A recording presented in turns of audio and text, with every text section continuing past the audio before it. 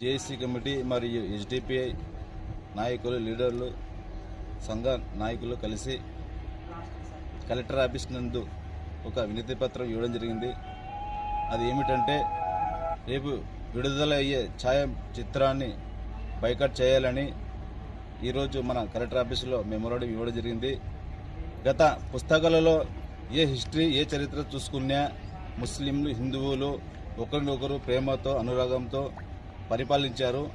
అటువంటి సంఘటనలు చూపకుండా విద్వేషాలు రెచ్చగొట్టే విధానాలను ఈ సినిమా ద్వారా చూపించడం చాలా దుర్మార్గం. ఇటువంటి సినిమాలను విడుదల కాకముందే దీన్ని బైకట్ చేసి నిలిపివేయాలని కోరుకుంటున్నాను ఎస్డిపిఐ పార్టీ నుండి.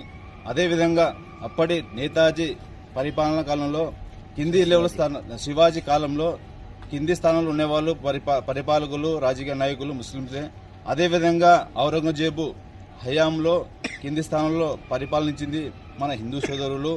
ఇటువంటి సినిమాలు తీయాలే కానీ ఏదో డబ్బులకు ఆశపడి ఏదో సంపాదించుకోవాలని విద్వేషపూరితమైన సినిమా తీయకుండా మంచి సమాజం కోసం మంచి మూవీ తీసి సమాజానికి ఉపయోగపడే విధంగా తీయాలని కోరుకుంటున్నాను.